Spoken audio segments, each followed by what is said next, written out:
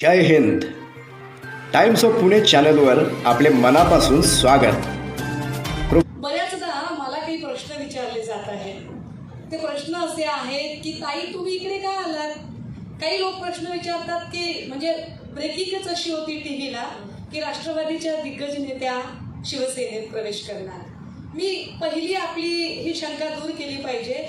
मी आयुष्यात कधीही राष्ट्रवादी काँग्रेसची साधी प्राथमिक सदस्य सुद्धा नव्हते, कधीच नव्हते. मी गणराज्य संघ हा एक स्वतंत्र प्लॅटफॉर्म आहे जो 13 राज्यांमध्ये काम करतो आणि आम्ही गणराज्य संघ म्हणून महाविकास आघाडीच्या अलायन्समध्ये काम करत होतो.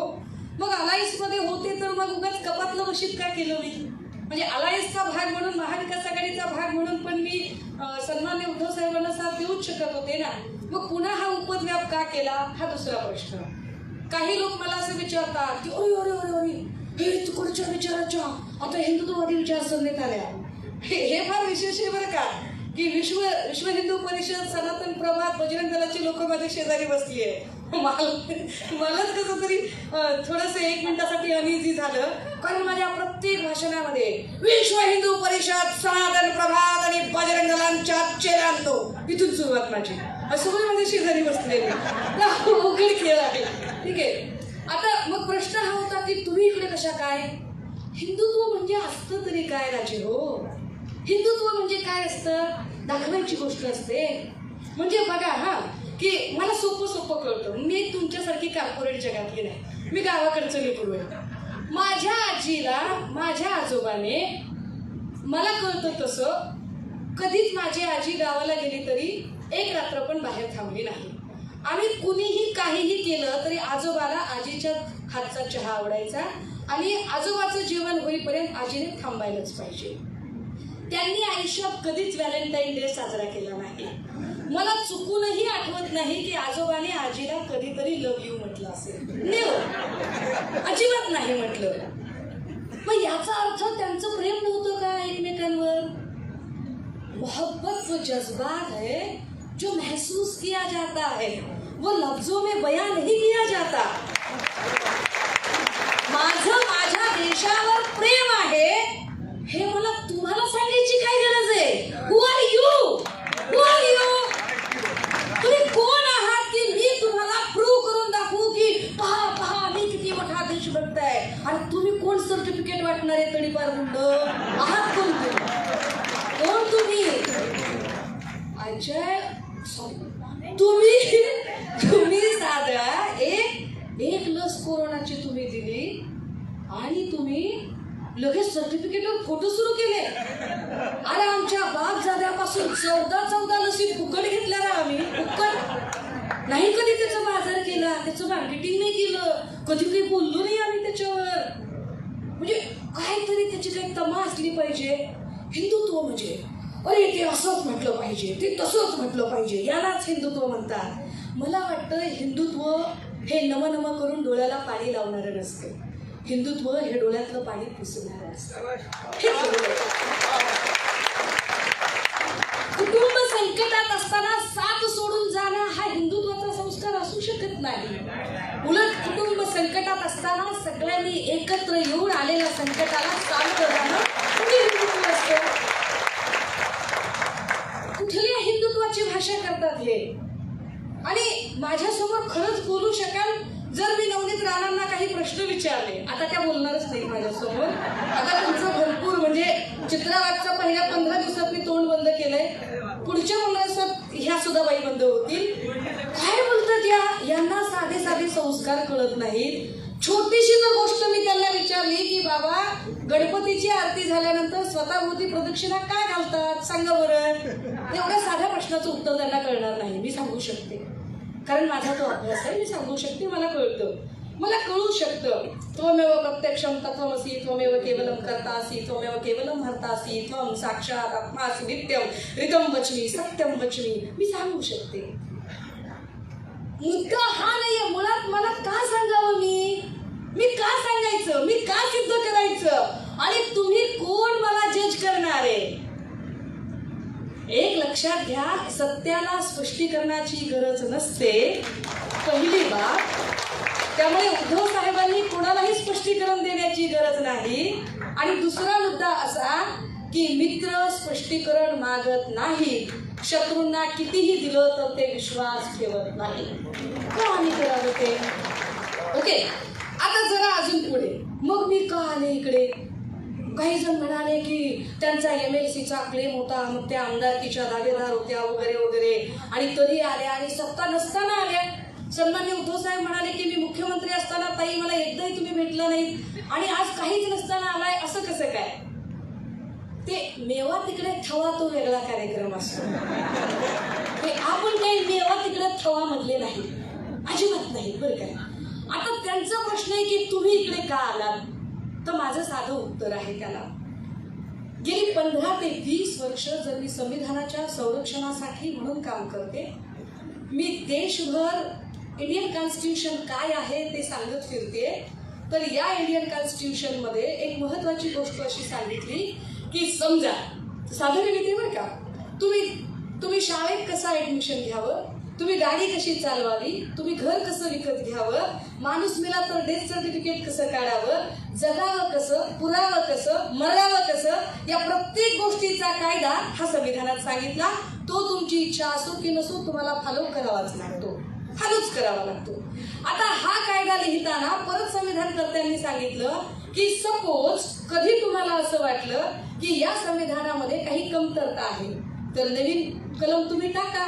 तुम्हाला असं वाटलं की काही कलम जास्त आहेत, कलम कमी करा. कसं करता येईल? तर त्याच्यात त्यांनी सांगितलं की आर्टिकल 368. What is article 368? तर तुम्हाला त्याच्यानुसार संविधानात दुरुस्त्या करता येतील. या दुरुस्त्या 3 प्रकारच्या सांगितल्या होत्या. हे नीट समजून घ्या बरं का, कारण कायद्याच्या लढाईत आपल्याला ते अडकवू पाहतायत, त्यामुळे हे समजून घ्या. मग त्या 3 दुरुस्त्यांमध्ये सांगितली होती साधी दुरुस्ती, विशेष दुरुस्ती आणि अतिविशेष दुरुस्ती. Article 368A, B and C. आता हे 368 काय आहे? एखाद्या गावाचे नावाचे विभागाचे नाव बदलायचे असेल तर हजर असलेल्या सदस्यांपैकीचं बहुमत करायचं. म्हणजे समजा 543 खासदार आहेत, 543 पैकी असं गृहीत धरा की 200 हजर आहेत, 200 पैकी 101 खासदारांनी जरी असं म्हटलं तरी ठराव पारित होऊन जाईल, त्याला साधी दुरुस्ती. दुसरी पद्धत 368B, म्हणजे 543 पैकी 272 खासदारांनी यस म्हटलं तरच दुरुस्ती होईल, म्हणजे 2 राज्यांचे, 2 नद्यांचे, 2 धरणांचे, 2 सीमांचे प्रश्न असतील तर. आणि तिसरी पद्धत आहे जर घटनाच बदलायची असेल तर. घटनाच बदलायची तुम्हाला नाहीच मान्य, चौकटच बदलायची असेल, मग त्यांनी असं सांगितलं की चौकट कशाला म्हणायचं? मग चौकटीची व्याख्या आली आणि चौकटीच्या व्याख्यात असं सांगितलं, एक हा देश एकसंघ असेल, हा अखंड देश, राजा भरत यांच्या संस्कृतीने नटलेला देश, सिंधू नदीच्या खोऱ्यात राहणारे हे सगळे लोक, हे या देशाचं नाव भारत असणार आहे. नंबर 2 असं सांगितलं गेलं की कायदे मंडळ, कार्यकारी मंडळ, न्यायमंडळ हे तिघे सत्ता 3 ठिकाणी विभाजित असेल आणि 0 इंटरफिअरन्स असेल. Distribution, decentralisation of power and 0 interference. म्हणजे काय सांगितलं की सत्ता पुन्हा एका माणसाच्या हातात असणार नाही, सत्ता 3 ठिकाणी असेल. कायदे मंडळ खासदार, कार्यकारी मंडळ मंत्री आणि पंतप्रधान, न्यायमंडळ जजेस सगळे, आणि त्याच्या वर कोण असणार नाही. नीट समजून घ्या, त्याच्या वर कोण असणार नाही. आणि तिसरी बाब सांगितली होती फ्रेमवर्क मध्ये, फंडामेंटल राईट्स वरती कुणालाही घाला घालता येणार नाही. What is mean by fundamental rights? Fundamental right means article 12 to 35, कलम 12 ते 35 मध्ये सांगितले बोलण्याचा अधिकार, लिहिण्याचा अधिकार, खाण्याचा अधिकार, राहण्याचा अधिकार, जगण्याचा अधिकार, शिकण्याचा अधिकार, वावरण्याचा अधिकार, आपापल्या धर्माप्रमाणे पूजा, प्रार्थना, श्रद्धा, उपासना करण्याचा अधिकार, हे सगळे फंडामेंटल मध्ये सांगितले होते. आणि चौथं सांगितलं होतं, मी सांगतोय त्याच पद्धतीने करावं लागेल, त्याच्यात कधीच बदल होणार नाही, असंच करावं लागेल. आणि हे करण्यासाठी काय करावं लागेल? तर आर्टिकल 368C मध्ये जावं लागेल. सी काय सांगतंय की पार्लमेंटमध्ये 543 पैकी 272 खासदारांनी यस म्हटलं पाहिजे आणि खाली निम्म्यापेक्षा अधिक घटक राज्यांच्या असेंब्लीने सुद्धा यस म्हटलं पाहिजे. हे मोठं गंमतीदार आहे, मोठी अवघड परिस्थिती आहे की वर 272 आणि खाली कमीत कमी अर्ध्यापेक्षा जास्त घटक राज्यांनी. आता तुम्ही विचार करा दादा हो की घोळ काय आहे आणि मी इथे का आहे. मी एका छोट्या कॉजसाठी नाहीये, मी फार एक मोठं नोबल कॉज घेऊन आली आहे. काय कॉज आहे माझं? कॉज असं आहे की पहा, तुम्हाला जर आठवत असेल एक साधारण 5, 7, 8 वर्षांपूर्वी मोदींजीची सत्ता येण्याच्या आधी एक आपल्याकडे तुफान आलं होतं. कुठलं? लोकपाल आंदोलनाचं. आणि त्या लोकपाल आंदोलनात मै भी अन्ना तू भी अन्ना अब तो सारा देश है अन्ना असं चालू होतं. हे मै भी अन्ना तू भी अन्ना अब तो सारा देश है अन्ना हे कम्प्लीट अँटी कॉन्स्टिट्युशनल होतं. कारण ॲम्ब्युड्समन नावाची कॉन्सेप्ट ही स्वीडन देशाची कॉन्सेप्ट आहे, ज्या कॉन्सेप्टवर आपल्याकडे मोतीलाल व्होरा आयोग नेमला होता की जर वर संसदेत 1 रुपया जाहीर झाला तर खाली 15 पैसेच येतात. 85 पैशाचं गबन कुठे होतं ते शोधलं गेलं पाहिजे. हे गबन शोधण्यासाठी म्हणून लोकपालाची यंत्रणा आली होती. ही लोकपालाची यंत्रणा आपल्याकडे असावी असं म्हणत आंदोलन सुरू झालं. आंदोलन सुरू करणारे केजरीवाल होते. थांबा, जर केजरीवालला तुम्ही समजत असाल की सच्चा लढणारा आहे तर फेल. हा फेल कार्यक्रम आहे. तुमच्यासमोर खोटा खोटा विरोधक उभा केला जातोय. फार अभ्यास करून सांगते. आता घोळ काय केला या लोकांनी?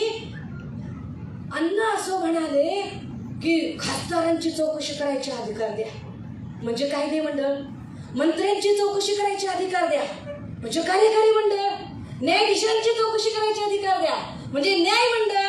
आता जर तिघांची चौकशी करायचे अधिकार दिले तर ह्याला पठ्ठ्याला कुठं बसवावं लागेल? ह्याला वर बसवावं लागेल. आणि ह्याला वर बसवला तर सत्तेचं सेंट्रलायझेशन होते.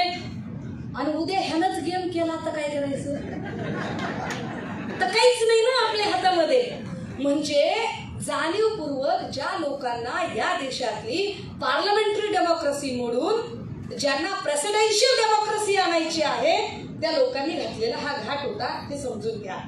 दुसरी गोष्ट की आपल्या फंडामेंटल राईटवर कशा पद्धतीने घाला घातला जातोय बघा. कालच त्यांनी अजून एक फतवा काढला. म्हटले ग्रहपाठाची गरज नाही. काय अपेक्षा करायची? जेव्हा अडाणी माणसं सत्तेत बसतात, ज्याला शिक्षणाचा गंधच नाही बिचारायला, तर त्यांच्याकडून आम्ही काय अपेक्षा करावी? कारण ती आता लय माझ्याकडे बोलण्यासारखं जाऊ दे, त्याच्यावर काय बोलत नाही, लय बोलण्यासारखं आहे. अशा सगळ्या परिस्थितीत जर संविधान वाचवायचं असेल, ती चौकट वाचवायची असेल, एक एक अधिकार समजावून सांगायचा असेल तर मला एका लाऊड प्लॅटफॉर्मची गरज होती. मी फार विचार केल्यानंतर माझ्या असं लक्षात आलं की आज घडीला जर प्रामाणिकपणे अगदी डू ऑर डायच्या सिच्युएशनमध्ये, करेंगे और मरेंगेच्या सिच्युएशनमध्ये जर कुणी आत्ता भाजपला तोंड देऊन लढू शकतो तर ते नाव फक्त आणि फक्त सन्माननीय उद्धव बाळासाहेब ठाकरे. हे फार महत्वाचं आहे. आणि म्हणून मी आता जाणाऱ्यांनी काही आक्षेप घेतलेत बरं का. आक्षेप क्रमांक 1 काय घेतलाय? इथून जाताना सकाळपासून फोन बंद होता, 1 वाजता फोन लागला आणि मग म्हणले आमचे आत्ताचे विद्यमान मुख्यमंत्री मला वेळच मिळत नव्हता. काय राहू तुम्ही, शोभतंय का तुम्हाला असलं वाट? अहो तुम्हाला वेळ मिळत नव्हता मग तुम्ही काय असं गमलेले तुम मंत्री हुए के क्या? ऐसे कैसे मंत्री हुए जी बिना पूछ के? कुछ तो बातें हुई होंगी, कुछ तो वार्तालाप हुआ होगा, ऐसे कैसे बाता कर रहे तुम? मग त्यांनी दुसरा केला आक्षेप. तिकडून सुरतून गुवाहाटीला गेल्यावर यामिनीजी म्हणाल्या मी आजारी होते आणि ते मला बघायलाच आले नाही, मला प्रचंड वाईट वाटले आणि म्हणून आम्ही भाजप सोबत गेलो. अच्छा, तुम्ही भाजप सोबत गेला, पण तुम्हाला माहिती आहे का त्या भाजपमध्ये एक फार महत्वाचं नाव आहे.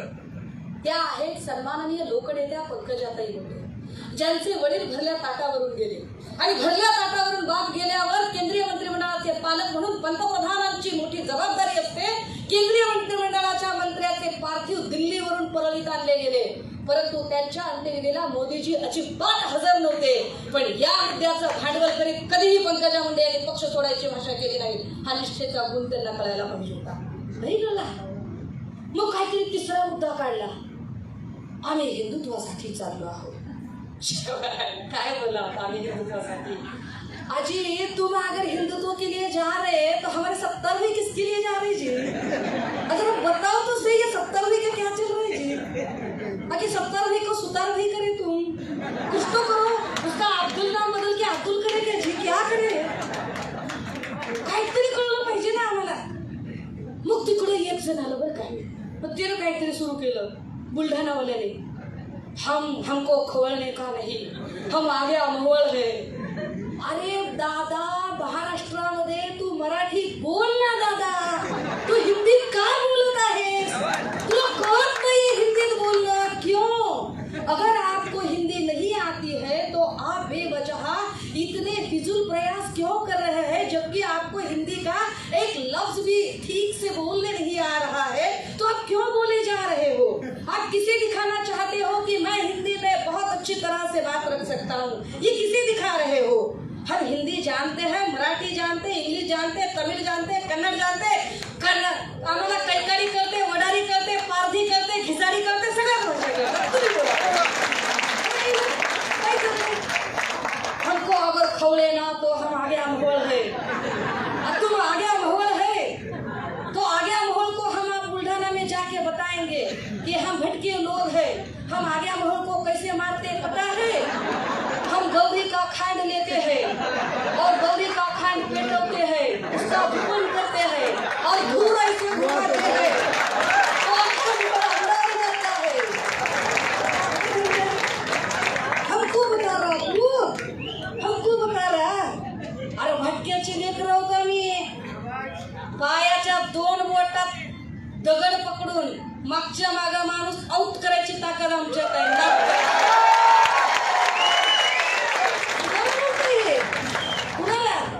काय म्हणलं ते तुमच्याकडे कोण? प्रकाश सुर्वे.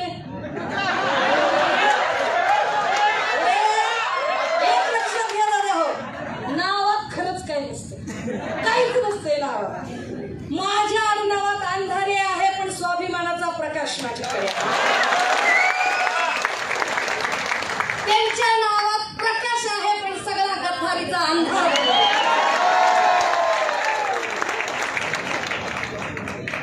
हात तोडतो, पाय तोडतो, टेबल जामीन तयार ठेवतो. बाबाची पेंडे कशा नाही. अरे नो वकील, no appeal, no cross, no cheat, no argument, direct judgement. Who are you? Who are you mister Surve? Just think about you. Just think about what was your past. कुठून आला होता तुम्ही? आओ तुम्ही जिथून आलात तुम्हाला असं वाटतंय का की तुम्ही खरं तर व्यवसाय प्रत्येकाने आपापल्या रोजीरोटीसाठी केला, त्याच्याबद्दल काही म्हणणं नाही, पण तुम्ही भाजी विकताना समजा अर्धा मुळा कापून विकला, अर्धी काकडी कापून विकली, इतकं सोपं वाटतं का तुम्हाला हातपाय तोडणं? अब तुम ऐसे बातें करोगे, हम ऐसे खड़े रहेंगे और कुछ भी नहीं करेंगे.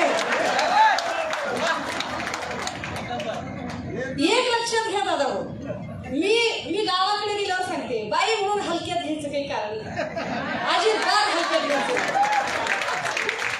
मी सगळ्या प्रकारच्या गाड्या चालवू शकते, मी उत्तम हॉर्स रायडिंग करू शकते, मी उत्तम पोहू शकते, मी सगळे हत्यारं चालवू शकते, गाडीतले छोटे मोठे फेरफार सगळे करू शकते. मी चांगली ब्लॅक बेल्टेड कराटे फायटर आहे आणि मी उत्तम पैकी किमान 42 भाषा बोलू शकते. माझी बरेच लोक मला विचारतात की शिवसेनेकडून मला इतकं भारी वाटतंय. मी 1.5 महिना झाले तुमच्याकडे आले, 1.5 महिना झाले. असलं भारी वाटतंय कारण मी 15-20 वर्ष काम केलंय. मी जितकी पुस्तकं वाचते, लोक महिन्याला किराणा भरत असतील, मी महिन्याला पुस्तकं भरते. मला पुस्तकांचा फार नाद आहे. मला असं सतत वाटतं की नवीन पुस्तक माझ्याकडे असलं पाहिजे. त्यामुळे मला जे जाणवलंय ना, मी इतर पक्षामध्ये विंग्स बघितले आहेत. अनुसूचित जमाती सेल, अल्पसंख्याक सेल, घटका सेल, ओबीसी सेल. इथे असा जातीवाचक सेल अजिबात नाही. मला किती भारी वाटतंय की इथे अरे म्हणजे विनायकराव साहेबांच्या सोबत आम्ही सहज बोलू शकतो आणि दडपण येत नाही. आम्ही मोकळेपणाने मांडू शकतो, सर असं आहे, सर तसं आहे, आणि सर तितक्या विश्वासाने सांगतात हा ताई हे करायचंय. ते अजिबात नौखी बाई आहे, जमेल का, हिला झेपेल का, नाही. यू कॅन डू इट, तुम्ही हे करू शकता. हे सांगणं पण फार मोठी गोष्ट असते, हे समजणं. मी माध्यमांवर फार शांतपणे बोलतेय, फार शांतपणे. काही जणांना वाटतंय इतकी कशी काय शांत झाली. तो माझा प्रोटोकॉल आहे. पक्षाने एक अत्यंत महत्वाची जबाबदारी मला दिली आहे. त्या जबाबदारीची गरिमा मला तिथे मांडावीच लागेल आणि त्या प्रोटोकॉलमध्ये बोलावं लागेल. याचा अर्थ आरेला कार्य करणे आम्हाला जमत नाही असे अजिबातच नाही. हे शिवसेनेतल्या सगळ्यांना. नारायण राणेंनी आज अजून काहीतरी सांगितलं होते, तसं त्यांना सांगण्यासाठीच ठेवलेलं आहे. त्यांची अडचण फार मोठी आहे. म्हणजे कहा गए तो कहा भी नहीं और क्या लाए तो कुछ भी नहीं, किसमें गलबला कार्यक्रम आहे. आमच्याकडे कसं म्हणतात याला की मागे येऊ नको म्हणलं तर पुण्या डब्यात बसू, घोळत घोळत उगं पायात पायात पायात पायात घोळायचं आणि नको रे येऊ दादा म्हणलं तरी तसंच पुढं पुढं करायचं. ते नाद आहे त्यांना, त्यांचा नाद ते काही सोडत नाही. हा, पण या सगळ्यांमध्ये मला आश्चर्य याचं वाटतं की जेव्हा आमचे सन्माननीय मुख्यमंत्री असं म्हणतात की मराठी माणसांचं नुकसान केलं, मराठी माणूस संपवला. हो, शिवसेनेने मराठी माणूस संपवला. अरे शिवसेनेने मराठी माणूस संपवला असता तर रिक्षा चालवणाऱ्या माणसाची हैसियत वर्षावंगावर राहते. शिवसेनेने मराठी माणूस संपवला असता तर कळंब तालुक्यातली अक्षरशः आमच्याकडे गोठ्यामध्ये शेण काढणारी आमची बहीण कल्पनाताई नरहिरे खासदार पदापर्यंत गेली नसती. शिवसेनेने मराठी माणूस संपवला असता तर नरसिंग जाधव सारखा सर्वसामान्य मराठवाड्यातला माणूस आमदार पदापर्यंत गेला नसता. शिवसेनेने अनेक असामान्यांना, अनेक सामान्य लोकांना असामान्य केलं. शिवसेनेने जगवली माणसं, शिवसेनेने स्वाभिमान शिकवला आणि ते करताना शिवसेनेने कुठलाही जातीवाद केला नाही. तरीही ते सांगतायत की नाही आमचं नुकसान झालं म्हणून आम्ही हा निर्णय घेतला. काय निर्णय घेतला दादा तुम्ही? असं काय विशेष केलं बरं तुम्ही? काय तीर मारले तिकडे जाऊन? कारण सभागृहात भाषण करताना सांगितलं, सभागृहात भाषण करताना देवेंद्र फडणवीस म्हणताय हे पहा फार काही विशेष बदल झालेले नाहीयेत. जी काही काँग्रेस राष्ट्रवादीकडे आधीच्या काळामध्ये खाती होती तीच खाती फक्त आमच्याकडे आहेत, जी खाती शिवसेनेकडे होती तीच खाती त्यांच्याकडे आहेत. मग असं काय केलं? असं काय? म्हणजे मला कळत नाही. अब्दुल सत्तारजींना कृषी मंत्री, अरे ज्याला रुंद कळत नाही, कुळव कळत नाही, दांडा कळत नाही, पेरणी कळत नाही, पाळी कळत नाही, हा ज्याला दार धरायचं कळत नाही ते, आणि त्याला म्हणायचं अभी कुआं लाता हूं जी आधा घंटे में, अरे किसने रखा था मैं कुआं लाने को, ऐसे कोई लाता है क्या बात कर रहा है? कसं म्हणायचं यांना? काय खाती आहेत यांच्याकडे? ते आमचे सन्माननीय तिकडचे उस्मानाबादवाले, त्यांचा अभ्यास मला उस्मानाबादला जाऊन घ्यायचा आहे खरं. हत्तीपाय रोग आमच्या मनीषाताईने सांगितलं. हत्तीपाय रोग कशाने होतो त्यांना कळत नाही. डासाने होतो का दूषित पाण्याने होतो, आणि त्याच्यावर ते म्हणतायत की मी डासांचं सर्वेक्षण करतो. मादी डास किती आहे, नर डास किती आहे, त्यातले बरोबर किती आहे, कितीचं कुटुंब नियोजनाचं ऑपरेशन, काय धंदा आज कुणाला येण्यात करताय. आणि खोटं बोलतात. महत्वाचं म्हणजे खोटं बोलतात, लोकांना पटवून देतात. आता फॉक्सकॉन वेदांता प्रकल्पावरून जेव्हा ते खोटं बोलतायत, काल मी MIDCचं एक ट्विट दाखवलं, ज्या ट्विटमध्ये ते सांगताहेत की आम्ही एक मीटिंग केली, आम्ही देवेंद्रजींसोबत आणि एकनाथरावांच्या सोबत एक मीटिंग केली, but we are not satisfied with that meeting. कुठे हे कमी पडले, काय असं यांच्याकडून चुकलं? म्हणजे हा प्रकल्प महाविकास आघाडीच्या काळात इथं येणं तय होतं, हे पक्का आहे. आणि त्या MIDCच्या ऑफिशियल ट्विटर हँडलवर लिहिले की आम्ही मीटिंग पण केली होती या लोकांच्या सोबत. पण हे सांगायलाच तयार होत नाही की 2007 साली गुजरात व्हायब्रंट इव्हेंट नावाचा कार्यक्रम गांधीनगरला झाला, ज्याच्यामध्ये त्या तत्कालीन मुख्यमंत्री असणारे नरेंद्र मोदीजी यांनी गिफ्ट सिटीची एक कॉन्सेप्ट मांडली होती. What is mean by gift city? Gift city ही Gujarat international financial tech city असं ते गिफ्ट सिटी होतं.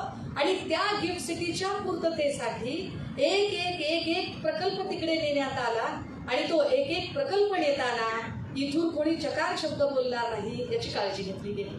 बरं, ते करतात काय तुम्ही नीट समजून घ्या.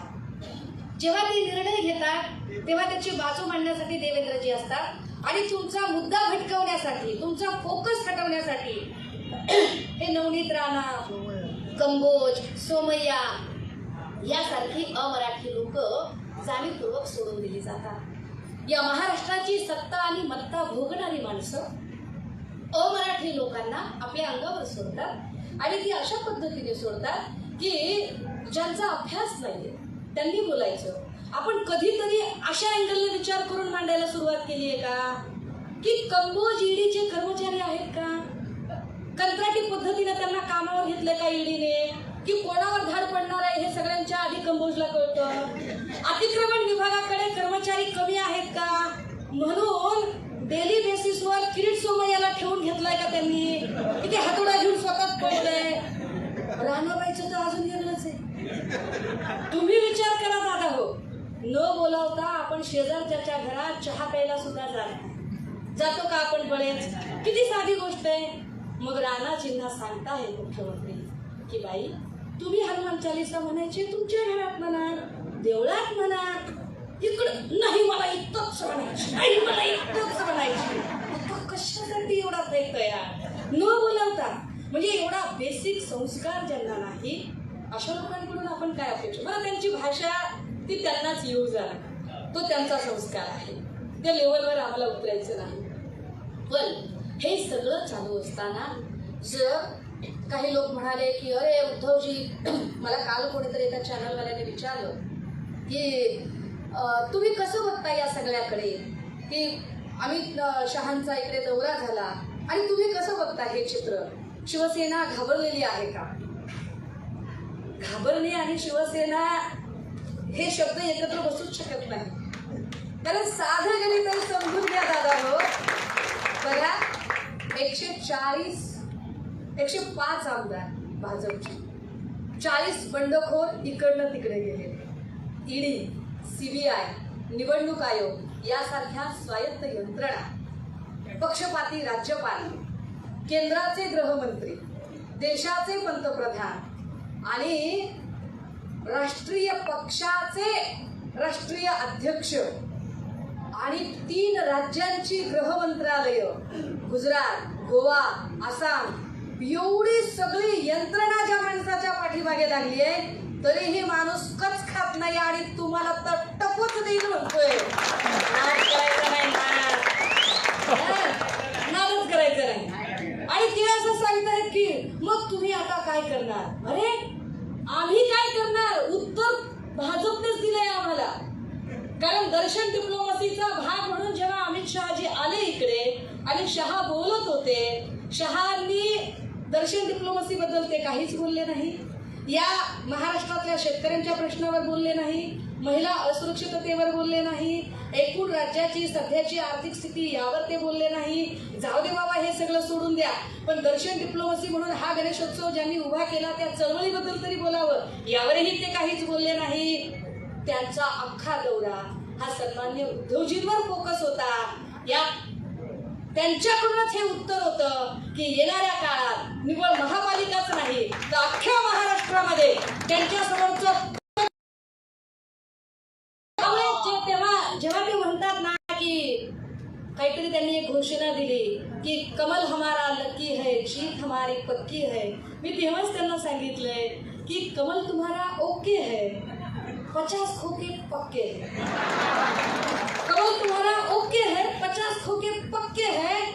कुछ गद्दार कुर्सी और चंद रुपए के खातिर जरूर झुके हैं. कुछ गद्दार चंद रुपए और कुर्सी की खातिर जरूर वहां पर झुके हैं. मंत्री और अलग अलग सत्ता पद के लिए आपके साथ टिके हैं, पर अभी भी हम जैसे कुछ जिगरबाज मातोश्री के साथ बड़ी निष्ठा से रुके हैं. अरे आम्ही राहणार आहोत. दादा हो, बऱ्याच जणांच्या डोक्यात असंही असेल बरं का की आईला नवीन आली बरं कॉपन बोलायला, म्हणजे मी खूप दिवसांनी आज मोकळेपणाने बोलते. संजय दादाचा कार्यक्रम आहे म्हणून बोलते, म्हटलं जरा भावाचा स्टेजवर नाही तर जरा दोन महिने झालं मी शिस्तीत बोलायला, जरा अशी एकदम प्रोटोकॉल मध्ये बोलायला. आज जरा म्हणलं जरा आज घडून काय आहे ना, जेव्हा मी सुरू होईल तेव्हा मी दिसेल काय आहे ते. परंतु माझा जो अल्टिमेट हेतू आहे, आपण आज नागरी सत्कार इथे ठेवलाय खरा, पण माझ्यासाठी सत्काराचा सुवर्ण दिन तो असेल जेव्हा ज्या पद्धतीनं सन्माननीय उद्धव साहेब वर्षाच्या पायऱ्या उतरून आले होते आणि माझ्यासह राजकारणातला र सुद्धा न कळणाऱ्या माझ्या आईचं काळीज हल्लं होतं, तिच्या डोळ्यात पाणी होतं, तिला काही कळत नाही बिचारीला, तिला सोयाबीन खुरपणं कळतं. आम्ही कोरडवाहू शेतीतली माणसं आहोत, आम्हाला फार मोठ्या राजकारणाची पार्श्वभूमी नाही, आम्ही काही कॉर्पोरेट जगतातले नाही, आम्ही कष्टकरी माणसं आहोत, आम्हाला कष्टाची भाकरी कळते. आणि पण ती सांगत होती कधी कधी बरं व्हायचं नाही ह्याकडून बघ, तलाक लागेल माझा. ते जे आहे ना राक्षस असतील ना, राक्षस हे जे आहे ना हे फार महत्वाचं आहे दादा. हो, खरा सत्कार, खरा जल्लोष, खरा तो सगळा आनंदोत्सव तेव्हा असेल की ज्या पद्धतीने ते वर्षाच्या पायऱ्या उतरले.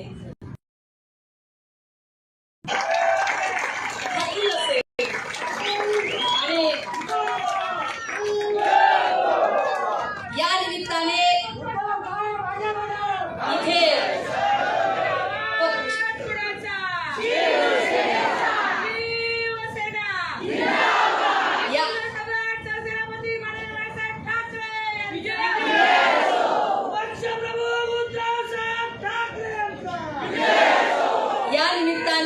पक्षाचे प्रतिनिधी म्हणून इथं उपस्थित असलेले आदरणीय विनायक राऊत साहेबांना एक शब्द देऊ इच्छिते. त्यांच्यासमोर बोलायला जरा घाबरते मी, पण आता जरा एवढं बोलले तर थोडा जरा आले धाडस. सर, आपण कधीही माझा कार्य पकडू शकता. मी खूप लहान आहे, आपल्यापेक्षा खूप लहान आहे. कदाचित पक्षाची शिस्त थोडी बहुत कळत नसेल मला, नवीन आहे, आपण सांभाळून घ्याल आणि आपण अगदी कान पकडून सांगू शकाल की नाही तुला हे आणि हे करायचे आणि असंच करायचे.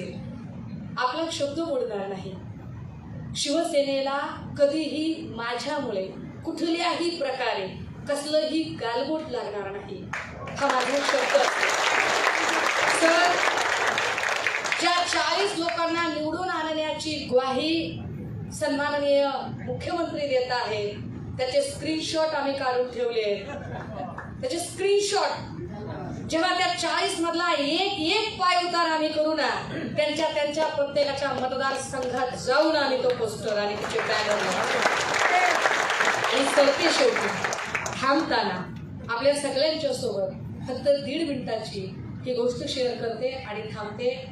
माझ्यावर माझ्या आजीचे आणि आजोबाचे प्रचंड संस्कार आहेत. मी संत कबीराला मानणारं लेकरू आहे आणि मला सतत एक लहानपणी प्रश्न पडायचा की प्रत्येक गावात गेलं, प्रत्येक चौकात गेलं की शिवाजी महाराजांचा पुतळा दिसतो. महाराज असे घोड्यावर बसलेले, महाराजांची नजर करारी, एका हातात घोड्याचा लगाम, एका हातात तलवार, शत्रूचं सैन्य असं पुढून आलेलं आणि ढाल मात्र पाठीवर, छातीवर नाहीच. मला मोठं आश्चर्य वाटायचं, असं का बरं? मी हा प्रश्न अनेकांना विचारला, कुठेच उत्तर मिळालं नाही. मी माझ्या गुरुजींकडे गेले, गुरुजींना म्हटलं गुरुजी मला सांगा काय. महाराजांचा प्रत्येक ठिकाणी फोटो दिसतो, पुतळा दिसतो, महाराज असे घोड्यावर बसलेले असतात, महाराजांच्या एका हातात तलवार असते, एका हातात घोड्याचा लगाम असतो, नजर करारी असते, शत्रूचं सैन्य पुढे असतं, घोड्याचा टाक उधळलेला असतो आणि ढाल छातीवर असण्याऐवजी पाठीवर का बरं? गुरुजी म्हणले बारकी आहेस, पुन्हा कधीतरी कळत, त्यांनाच कळत नव्हतं वाटतं काय सांगायचं. ते एकनाथ शिंदे साहेबांचेच सहकारी, त्यांचे क्लास फेलो वगैरे असतात, काय सांगता. मी माझ्या आजीकडे गेले, आजीला विचारलं. आजी मला सांगते, आजी प्रेमाने जवळ घेते, जगाच्या कुठल्याही शाळेत न शिकलेली, आणि आजी सांगते बाळा, शिवाजी महाराज काय लय दूरदृष्टीचा राजा होता बघ. शिवाजी महाराज कोणाय लय लांबचे विचार करणार होता बघ. शिवाजी महाराजांना पुढच्या 50-50 पिढ्याचं कळत होतं. त्यांच्या काळातली माणसं निधड्या छातीनं वार झेलणारी, वार करणारी होती, पण त्यांना माहिती होतं येणाऱ्या काळात अशा काही गद्दारांच्या औलादी तयार होतील ज्या छातीवर वार करण्याऐवजी काही खंजीर खुपसतील. त्यांच्यापासून सावध राहण्यासाठी ढाल पाठीवर असावी लागेल. आपण सगळेच जण मिळून दणक्यात काम सुरू करणार आहोत. कुणीही गलित गात्र नाहीये. आपण सगळे अत्यंत उत्साहात, जल्लोषात नक्की ही शिवसेना पुन्हा एकदा वैभवशाली करणार आहोत. थांबते, रजा घेते आणि हो, माझं हे सगळं मांडणी करताना जर माझ्याकडून एकही शब्द चुकला असेल, जास्तीचा गेला असेल, तर आयोजक, संयोजक, वक्ते, श्रोते, आपण सगळेजण आपल्या सगळ्यांची आपल्यापैकी मी एकाचीही माफी मागणार नाही. कारण बोलून शब्द फिरवायला मी काही नरेंद्र मोदी किंवा अण्णा हजारे नाही. मी सुषमा हजारे आहे. माझ्या प्रत्येक शब्दावर ठाम आहे. थांबते, रजा घेते. जय ज्योती, जय भीम, जय शाहू, जय जिजाऊ, जय महाराष्ट्र. आपण हा रिपोर्ट पूर्ण पाहिल्याबद्दल शतशः धन्यवाद.